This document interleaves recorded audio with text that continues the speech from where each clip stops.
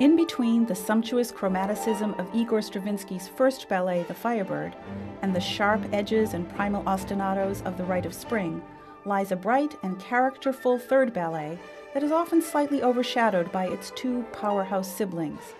Stravinsky composed this work, Petrushka, after bursting onto the Parisian cultural scene with the successful and technically assured Firebird. But for all its beauty, this first ballet lacks an abundance of the compositional invention that would define Stravinsky's career. Perhaps the burst of fame that followed The Firebird gave Stravinsky the confidence to push further from his Russian roots.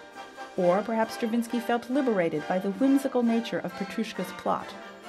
For whatever reason, the composer left the comforts of his Russian forebears, Nikolai Rimsky-Korsakov, Alexander Glazunov, and others, and took his first steps toward creating works of unique musical genius. Energetic music leaps from the orchestra in the first bars of Petrushka, playful, bright, and full of rhythmic force and motion.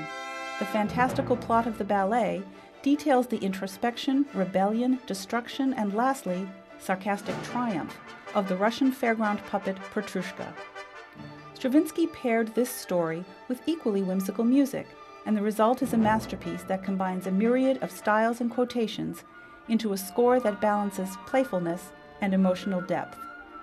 From the bitonality of competing C major and F sharp major chords that suggest the two sides of Petrushka's character, to the kitschy, Weber-like flute cadenza Petrushka's master performs to animate the puppets, to the Russian folk songs the composer inserts to bring associations to his vivid characters, the ballet displays a wide and vibrant palette of sound that nevertheless fuses into a coherent style.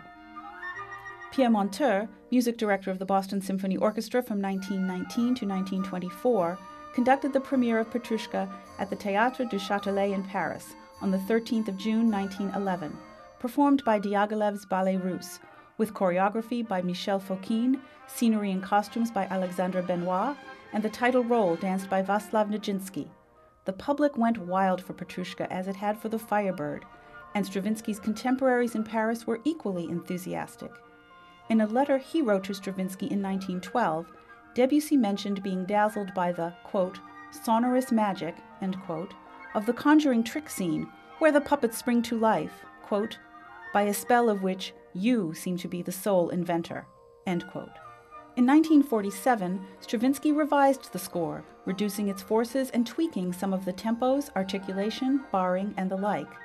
The composer created the original version primarily as a ballet score, and he seemed to revise it with concert performance in mind.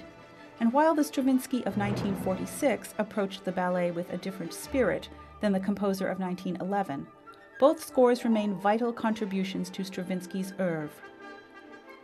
Pierre Monteur conducted Petrushka during the BSO's first performances in 1920, 9 years after leading the premiere in Paris, and was joined by Serge Koussevitzky and Richard Bergen in the 20s and 30s, before Stravinsky himself took the podium at Symphony Hall for a series with the BSO in late November and early December of 1938.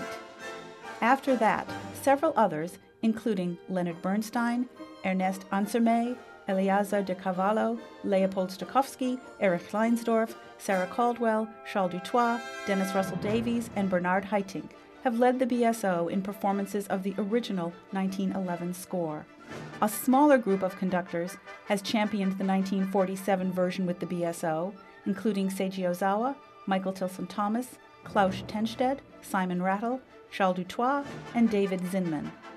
On Thursday, November 12th and Saturday, November 14th, Fabio Luisi will add his name to that illustrious list, leading the Boston Symphony in a performance of the 1947 version of Stravinsky's Petrushka, as well as Pastoral d'été by Arthur Honegger and the second piano concerto of Camille Saint-Saëns, featuring the brilliant pianist Lisa de la Salle. Tickets are available on our website at bso.org or by calling Symphony Charge at 888-266-1200. Petrushka's bright tonal colors and rhythmic urgency make it one of the most timeless and fresh pieces of this period. To some ears, it anticipates the tonal minimalism of Steve Reich and John Adams. While The Rite of Spring will always top the charts of Stravinsky's Russian period and remain his most influential work, Petrushka is full of progressive sounds and brilliant compositional moments, and most important, it never fails to delight.